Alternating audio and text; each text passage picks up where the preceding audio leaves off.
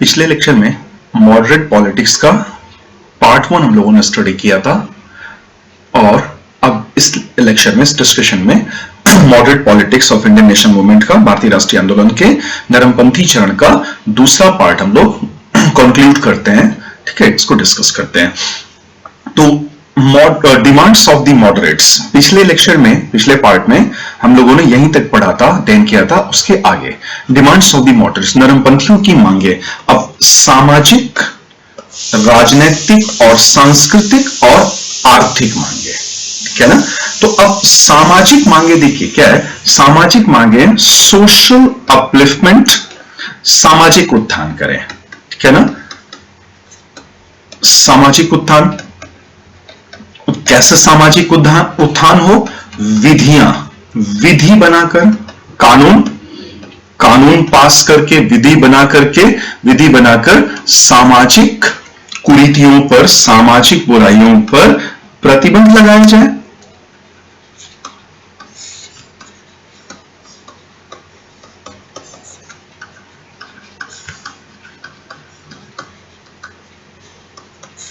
विधि बनाकर सामाजिक बुराइयों पर प्रतिबंध। और विधि, कानून बनाने का कार्य सरकार के द्वारा केंद्रीय विधायिका में होता था और बिना अंग्रेजों की मदद से यह संभव ही नहीं था। तो सामाजिक उत्थान के लिए ये लोग अंग्रेजों की मदद लेने से भी हिचक नहीं रहे हैं, अंग्रेजों की मदद ले रहे हैं ताकि हमारे समाज का, अपने समाज का उत्थान कर सकें। और ये लगातार ये मांग बनाए रखते थे कि हमारे समाज और संस्कृति में व्याप्त बुराइयों को दूर करने के लिए विधियों को बनाया जाए, पारित किया जाए। ठीक है। और पॉलिटिकल और एडमिनिस्ट्रेटिव डिमांड्स में देखिए कि ये, अब एक चीज हम देखेंगे इसमें कि वॉयसरॉय, वास्तव में वॉयसरॉय और उसका एग्जीक्यूटिव काउंसिल, ठीक है ना, वॉयसरॉय की कार्यकारिणी परिषद। तो वॉयसरॉय की कार्यकारिणी परिषद का एक हिस्सा कार्यपालिका की भांति कार्य करता था और दूसरा हिस्सा न्यायपालिका, दूसरा हिस्सा विधायिका की प्रति विधायिका की तरह कार्य करता था। तो वॉयसरॉय की कार्यकारिणी परिषद का एक भाग कार्यपालिका और वॉयसरॉय की ही कार्यकारिणी परिषद का दूसरा भाग विधायिका। तो कार्यपालिका शासन चलाने के लिए और विधायिका कानून बनाने के लिए। किसके हिस्से?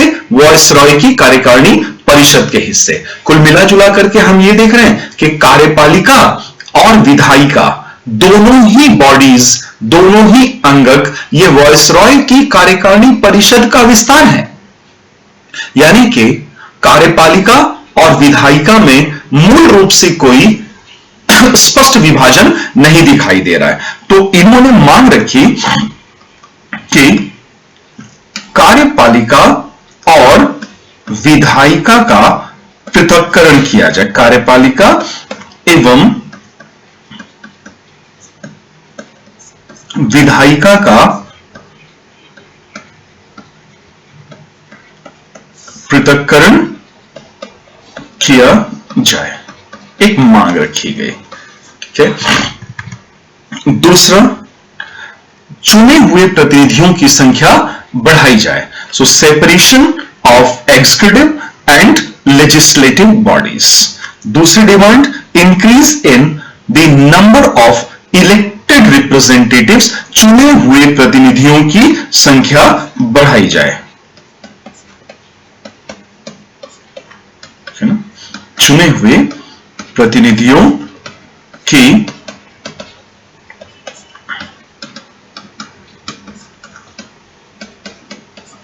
संख्या बढ़ाई जाए। और तीसरी मांग ये कि भारतीयों को, चाहे वो सेना हो या सामान्य प्रशासन, उच्च पदों पर नियुक्त किया जाए। Appointment of Indians on higher post और for higher post in the civil administration as well as military administration. तो सेना एवं सामान्य प्रशासन, है ना, सेना एवं सामान्य प्रशासन में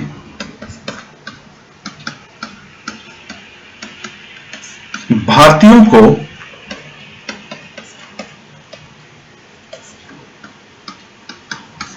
उच्च पदों पर नियुक्त किया जाए। सेना एवं सामान्य प्रशासन में भारतीयों को उच्च पदों पर नियुक्त किया जाए। ठीक है। और विधि बनाते समय, कानून बनाते समय जनता की इच्छाओं का, जनता की मांगों का ध्यान रखा जाए और जनता की इच्छाओं का सम्मान किया जाए।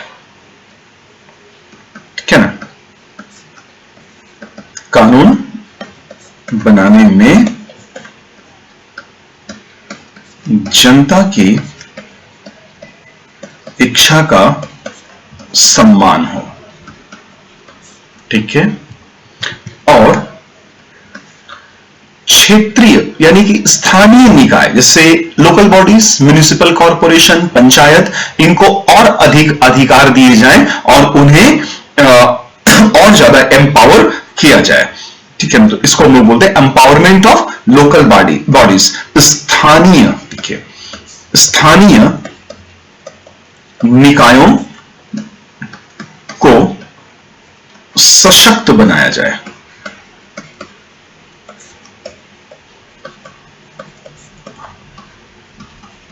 स्थानीय निकायों को सशक्त बनाया जाए, एम्पावरमेंट ऑफ लोकल बॉडीज, ताकि इसमें इंडियंस को ज्यादा रिप्रेजेंटेशन मिल पाएगा। और ऐसे ही अन्य मांगे भी थी, जैसे प्रेस एवं अभिव्यक्ति की स्वतंत्रता।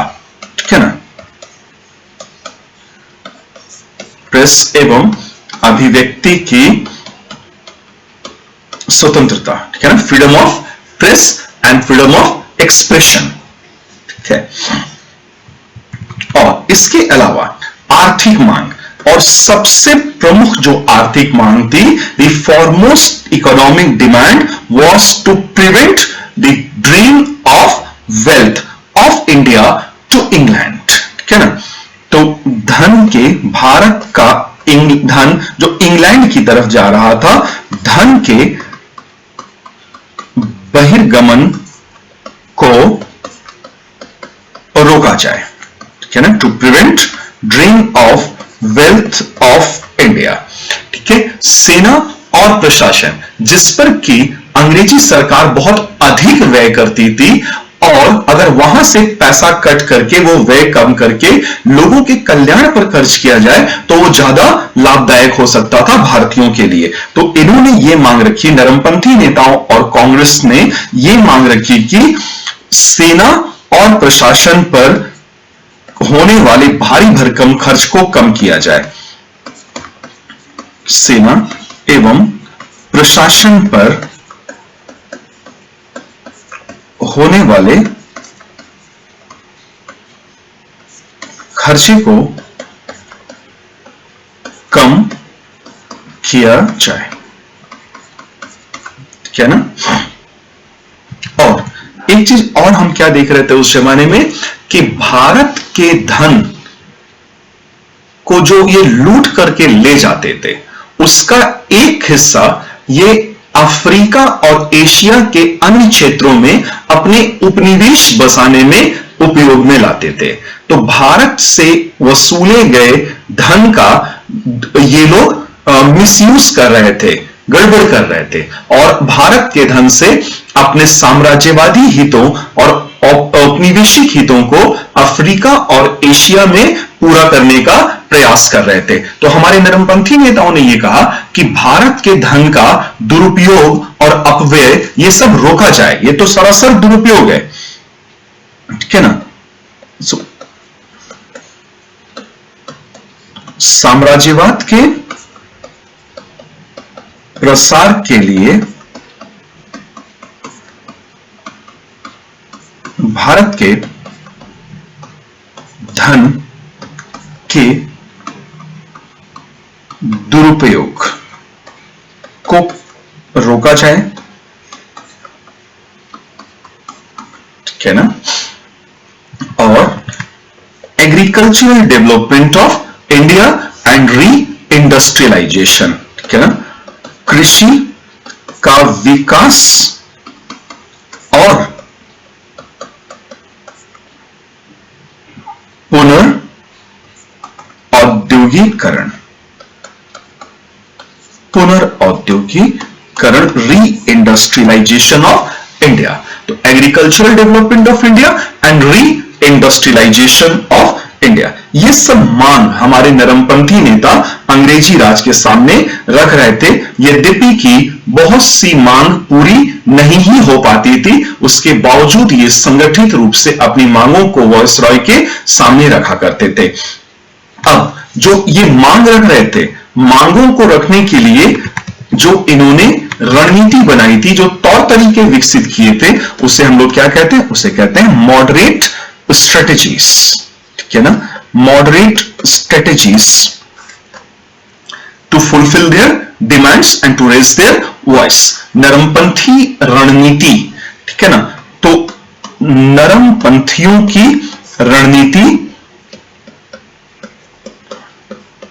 नरमपंथी रणनीति कहती, इसे हम लोग बोलते हैं 3Ps प्रिंसिपल, 3P का सिद्धांत, ठीक है?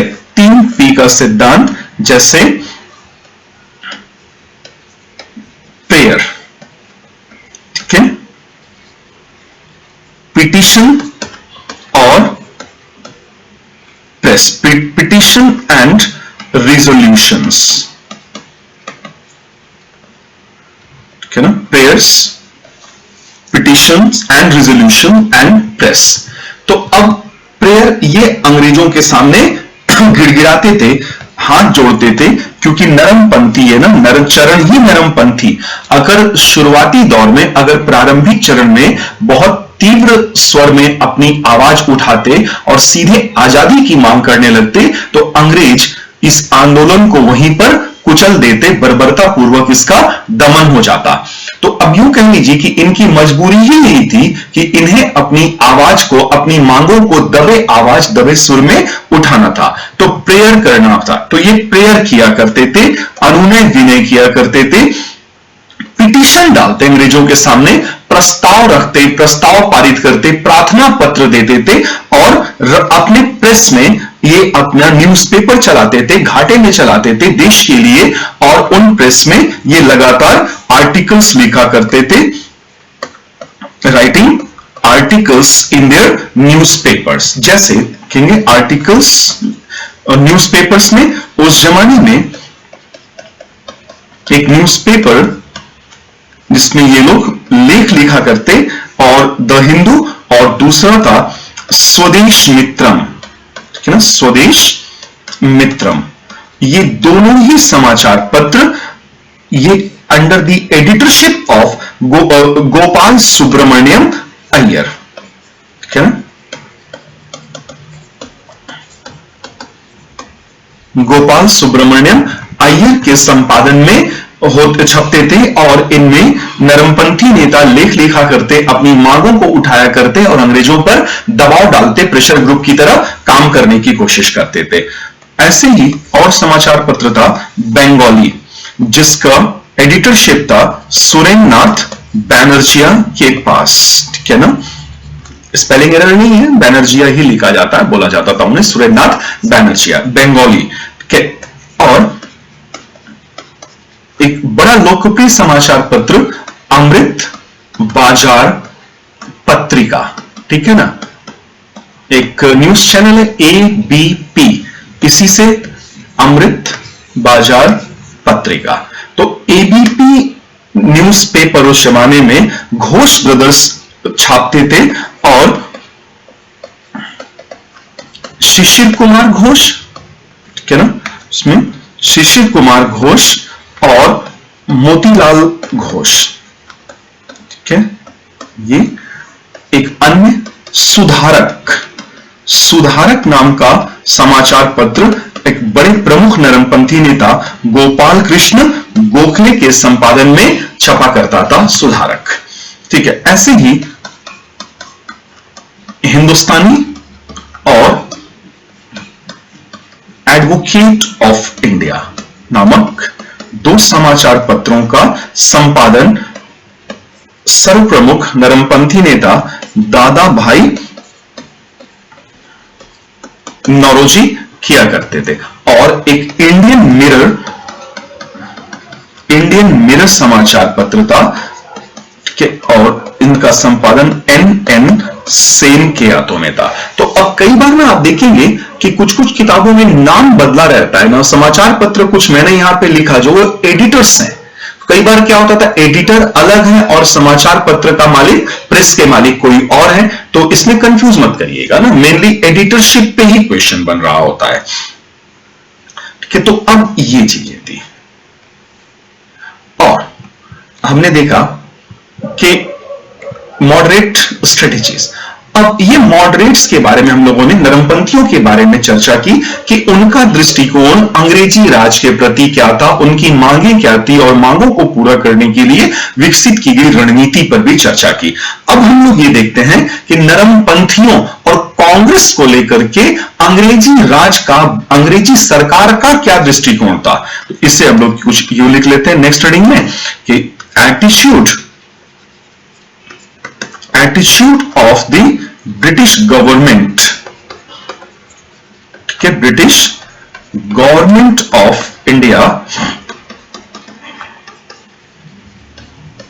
towards the moderates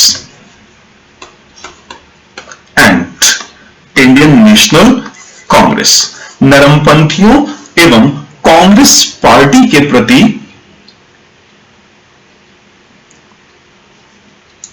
अंग्रेजों का दृष्टिकोण, नरमपंथियों और कांग्रेस पार्टी के प्रति अंग्रेजों का या अंग्रेजी सरकार का दृष्टिकोण। अब इसको हम लोग दो चरणों में बांट के पढ़ते हैं। देखिए, मैंने आपको बताया कि कांग्रेस पार्टी की स्थापना एक retired British civil servant Allan Octavian Hume A.O. Hume की अथॉरिटी पर की गई थी और पहली मीटिंग, जो पहला वार्षिक अधिवेशन बंबई के गोकुलदास तेजपाल संस्कृत कॉलेज में हुआ था और मात्र 72 सदस्य शामिल हुए थे, जिनमें 2 अंग्रेज भी थे, जॉन जार्डिन और विलियम वेडरबर्न। और एलन ऑक्टेवियन ह्यूम को महासचिव के रूप में नामित किया गया और प्रथम अधिवेशन की अध्यक्षता नरमपंथी नेता व्योमेश चंद्र बैनर्जी ने की। तो शुरुआत के 2-3 वर्षों में भारत के अंग्रेजी सरकार को नरमपंथियों और कांग्रेस से कोई खतरा महसूस नहीं हुआ, क्योंकि बनी ही A.O. ह्यूम की अथॉरिटी पे थी। तो शुरुआत के 2-3 वर्षों में सरकार का दृष्टिकोण, या तो सरकार का दृष्टिकोण नरमपंथियों और कांग्रेस के प्रति या तो सहयोगात्मक रहा, कोऑपरेटिव एटीट्यूड रहा, या फिर न्यूट्रलिटी का रहा, उदासीन बने रहे। लेकिन पहले 3 वर्षों में, प्रथम 3 अधिवेशनों में भारत सरकार का इन लोगों के प्रति, नरमपंथियों और कांग्रेस के प्रति दुश्मनी का रवैया बिल्कुल नहीं था, क्योंकि उन्हें खतरा महसूस नहीं हो रहा था। तो अगर हम लोग इसे फर्स्ट फेज में लिखे कि फर्स्ट फेज में क्या कुछ सोच रही थी सरकार, तो पहले 3 अधिवेशन 1885 से लेकर के 1886 और 1887, पहले 3 अधिवेशनों में तो कैसा पॉजिटिव एटीट्यूड या सकारात्मक दृष्टिकोण, ठीक है, सकारात्मक दृष्टिकोण या सहयोगात्मक, परंतु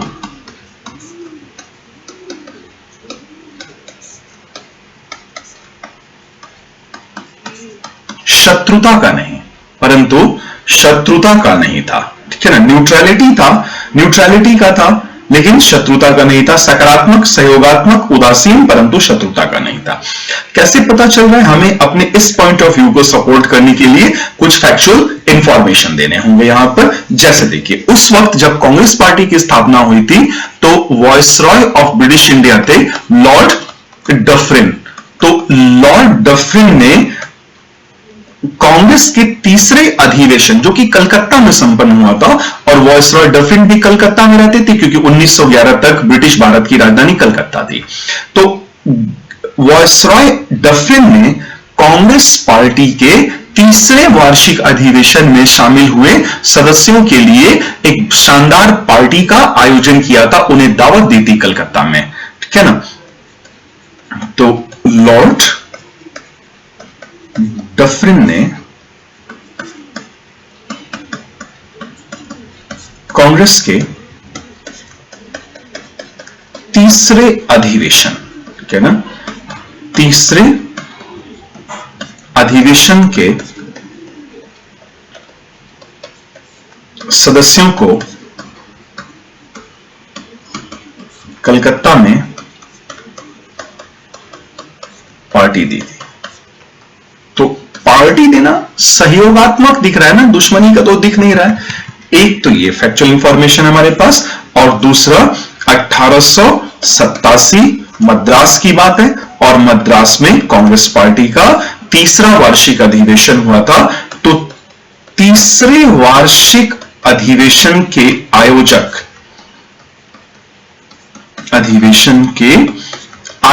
को, ठीक है ना, तीसरे कांग्रेस पार्टी के तीसरे वार्षिक अधिवेशन के आयोजकों को मद्रास के गवर्नर ने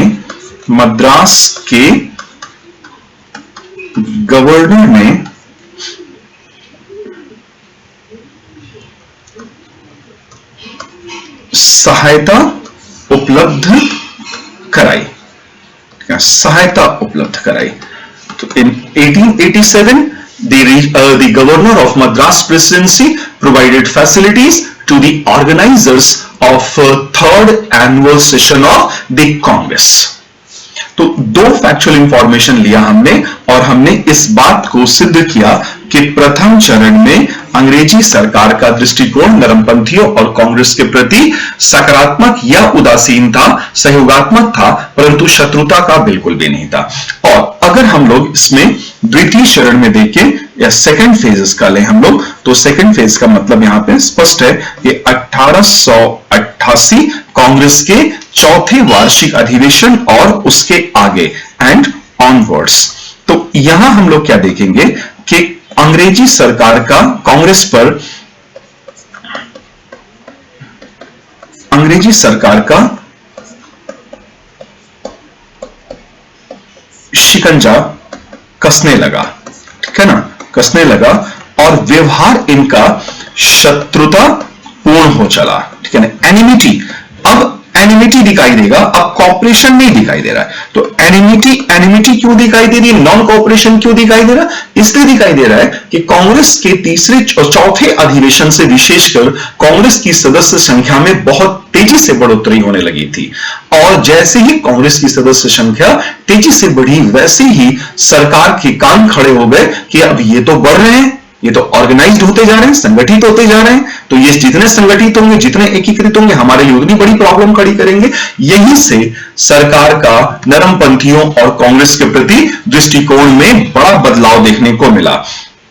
तो अब ये लोग रिएक्शन दे रहे हैं, जैसे डफरिन ने एक स्टेटमेंट दिया। डफरिन कह रहे हैं कि Congress party is a microscopic minority. Congress party क्या है? माइक्रोस्कोपिक माइनॉरिटी मतलब एक ऐसा माइनॉरिटी, ऐसे कम लोग, मुट्ठी भर लोग जो सूक्ष्मदर्शी माइक्रोस्कोप से भी देखने पर ढूंढे हुए भी नहीं मिल रहे हैं। तो रिएक्ट कर रहा है वायसरॉय का रिएक्शन ही यह साबित कर रहा है कि कांग्रेस पार्टी का प्रभाव लगातार बढ़ रहा था और सदस्य संख्या बढ़ रही थी। तो इन्होंने कहा कि कांग्रेस मुट्ठी भर लोगों का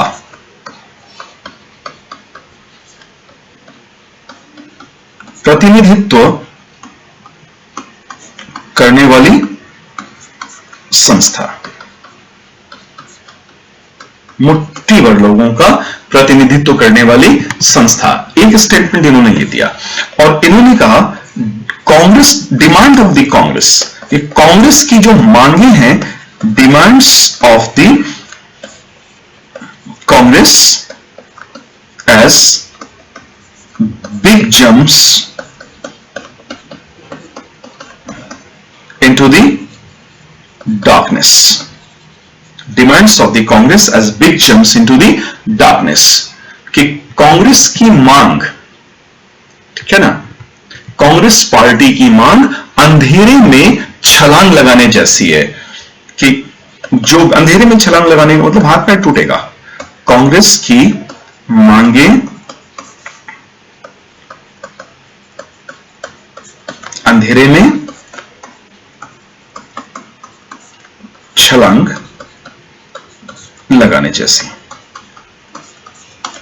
ठीक है, ये देखिए। और इसके अलावा एक बड़े प्रतिक्रियावादी वायसरॉय ऑफ इंडिया हुए लॉर्ड कर्जन, ठीक है ना।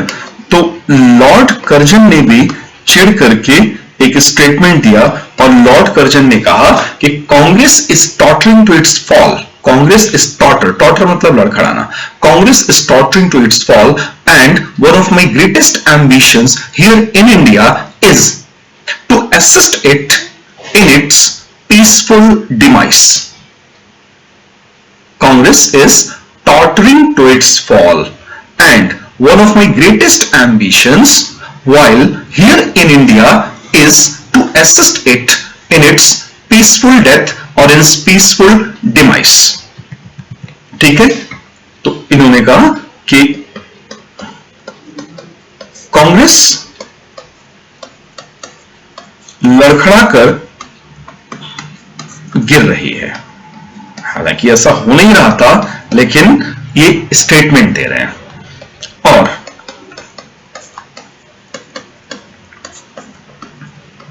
भारत में रहते हुए यह मेरी बड़ी इच्छा है कि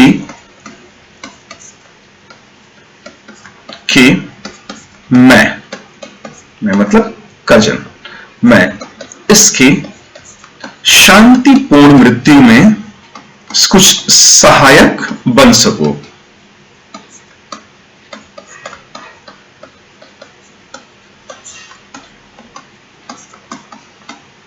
या कुछ सहायता कर सकूं।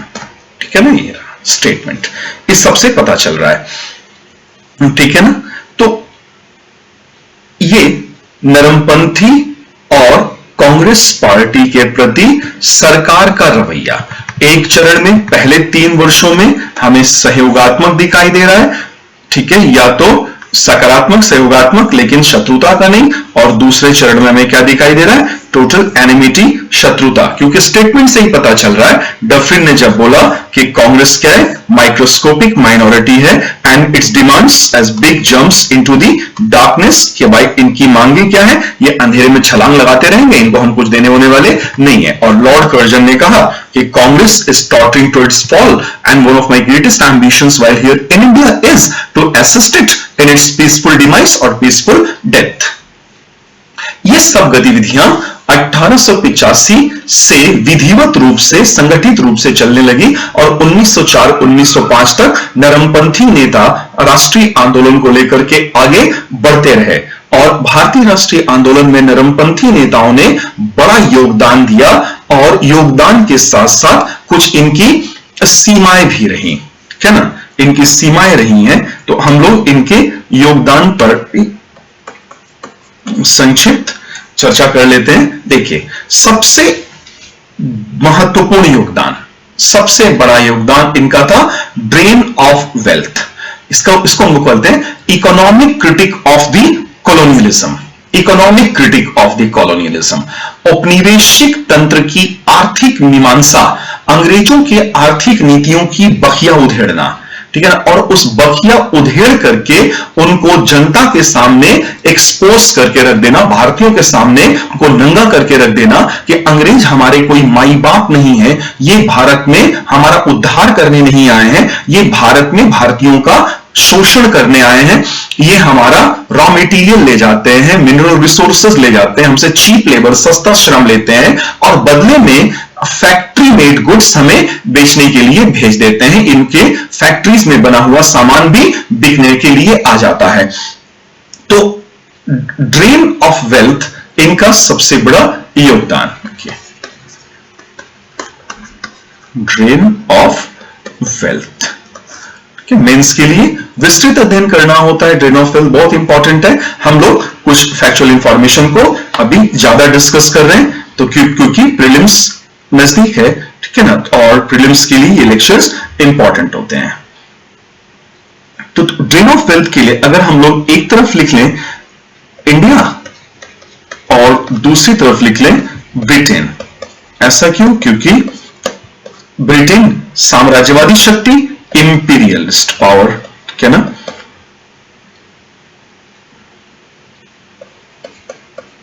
इंपीरियलिस्ट पावर, और इंडिया कॉलोनी बन चुका था। तो हम देखेंगे ड्रेन थ्योरी के तहत कि इंडिया से इंग्लैंड को क्या कुछ निर्गमित हो रहा है, जा रहा है, ठीक है ना, कैसे जा रहा है पैसा हमारा। तो एक तरीका इंडिया से इंग्लैंड की ओर जाता था जिससे हम लोग कहते हैं होम चार्जेस, क्या ना, होम चार्जेस। तो भारत पर नियंत्रण रखे रहने के लिए लंदन में एक पद बनाया गया था, एक डिपार्टमेंट बनाया गया था, इंडिया डिपार्टमेंट, और इंडिया डिपार्टमेंट का हेड बनाया गया था secretary of state of India in council, Bharat सचिव। भारत सचिव उसका ऑफिस, उसके सहायक लंदन में रहते थे, लेकिन पैसा, उसके वेतन भत्ते उनके कहां से आते थे? भारत के राजस्व से जाते थे, इंडिया रेवेन्यू से जाते थे भारत सचिव और उसके ऑफिस के लिए पैसा। इसी को होम चार्जेस बोलते हैं। तो होम चार्जेस के अलावा देखिए प्रॉफिट्स ऑफ कैपिटलिस्ट्स, जो पूंजीपति सामान बेचते थे, वो भी तो, उस पे भी तो जो मुनाफा कमाते थे वो इंग्लैंड चला जाता था। तो प्रॉफिट्स ऑफ कैपिटलिस्ट, पूंजीपतियों के द्वारा अर्जित किया गया लाभ के, और जो कर्मचारी थे, हजारों की संख्या में अंग्रेज कर्मचारी थे, तो उनको जो सैलरी और रेमिटेंसेस, वेतन और भत्ते मिला करते थे, वो उसका एक बड़ा हिस्सा इंग्लैंड ले जाते थे, सैलरीज एंड रेमिटेंसेस। और एक और तरीका था interest on loans taken by government of India. Bharat सरकार ने जो अंग्रेज पूंजीपतियों से उधार लिया हुआ होता था, उस उधार पर भारी भरकम ब्याज चुकाया जाता था, तो ब्याज के रूप में भी इंडिया से पैसा निकल जाता था। तो कई 5-6 तरीके ऐसे दादा भाई नौरोजी ने ड्रेन थ्योरी में अपनी पुस्तक poverty and un-British in India में बताया कि कैसे भारत का धन जाता है। और दादा भाई नौरोजी ने तो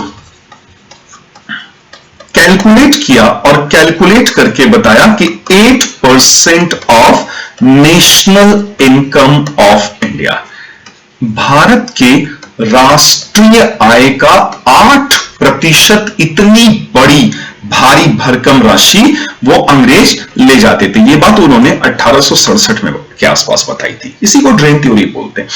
और देखिए अब ब्रिटेन से इंडिया की तरफ आता क्या था? ब्रिटेन से इंडिया की तरफ आता था वापस कुछ नहीं, ठीक है ना, इधर ब्रिटेन से इसके बदले में नो रिटर्न, फूटी कौड़ी नहीं मिलती थी, बल्कि ठीक है हमारा इंपोर्ट जरूर बढ़ गया था। इंडिया में खूब इंपोर्ट होने लगा था, मोर इंपोर्ट्स। तो रिटर्न हमें धन के बहिर्गमन के बदले में कुछ मिलता नहीं था। और उसके अलावा ब्रिटिश फैक्ट्रीज से हम लोग इंपोर्ट भी करते थे, क्योंकि हमारे उद्योग धंधे तो अंग्रेजों ने चौपट कर दिया था। तो ब्रिटिश इंपोर्ट, देखिए ब्रिटिश फैक्ट्रीज से जो इंपोर्ट हो रहा था वो हम मंगाते थे, उस पर भी पैसा जाता था हमारा। तो ये जो पूरा एक फ्लो चार्ट के थ्रू हमने पढ़ा कि ये ड्रेन थ्योरी, ठीक है ना, इनका सबसे बड़ा योगदान ही ड्रेन थ्योरी है। और इसको हम लोग कुल मिला जुला करके बोल दें तो हम लोग कह सकते हैं इकोनॉमिक क्रिटिक ऑफ कॉलोनियलिज्म, ठीक है ना, कि औपनिवेशिक अर्थतंत्र की मीमांसा करके दादाभाई नौरोजी, और न केवल दादाभाई नौरोजी बल्कि रोमेश चंद्र दत्ता, जिन्होंने भारत का आर्थिक इतिहास नामक पुस्तक लिखी थी, इकोनॉमिक हिस्ट्री ऑफ इंडिया, फिर उनके पद चिन्हों पर चलते हुए जीवी जोशी, महादेव गोविंद रानाडे एवं अन्य नेताओं ने अंग्रेजों की आर्थिक नीतियों की जो बखिया उधेड़ी, तो भारतीयों को धीरे धीरे समझ में आने लगा कि अंग्रेज हमारे कोई शुभचिंतक लोग नहीं है, ना ही हमारे माई बाप हैं, ये तो हमारा खून चूस रहे हैं, ठीक है। तो ये बात धीरे धीरे इन लोगों ने समझाई। और अब इन्होंने ये भी बताया, देखिए कि जो फॉरेन रूल होता है, विदेशी शासन होता है, विदेशी शासन के कई नकारात्मक पहलू होते हैं, ज्यादातर नकारात्मक ही पहलू होते हैं, और इसका सिर्फ सामाजिक आर्थिक राजनीतिक दुष्प्रभाव नहीं है, इसका मानसिक दुष्प्रभाव भी पड़ता है, साइकोलॉजिकल इंपैक्ट भी। तो साइकोलॉजिकली इंडियंस को यह धीरे धीरे एहसास कराया गया था ना कि इंडियंस घटिया, बर्बर, असभ्य, जंगली लोग हैं, और सैकड़ों हजारों भारतीय ये मान बैठे थे कि हम लोग असभ्य, जंगली और बर्बर लोग हैं। तो ये कॉलोनियल इंपैक्ट ना सिर्फ सामाजिक आर्थिक राजनीतिक नहीं, ये साइकोलॉजिकल या मनोवैज्ञानिक दुष्प्रभाव भी इसका पड़ता था। तो इन लोगों ने भारतीयों को परिचित कराया कि किस प्रकार से विदेशी शासन के मनोवैज्ञानिक दुष्परिणाम भी सामने देखने को मिलते हैं।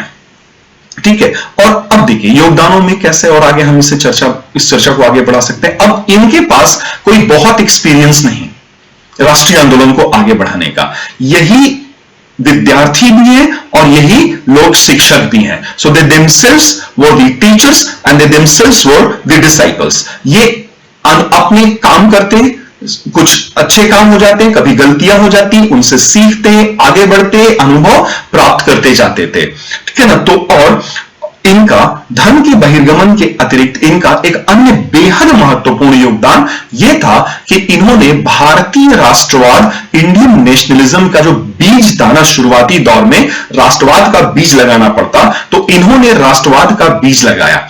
उस राष्ट्रवाद के बीज को अंग्रेजी राज के दमन से बचाया, छाया प्रदान किया, धूप से बचाया, जैसे बीज को बचाते हैं वैसे बचाया। ठीक है ना।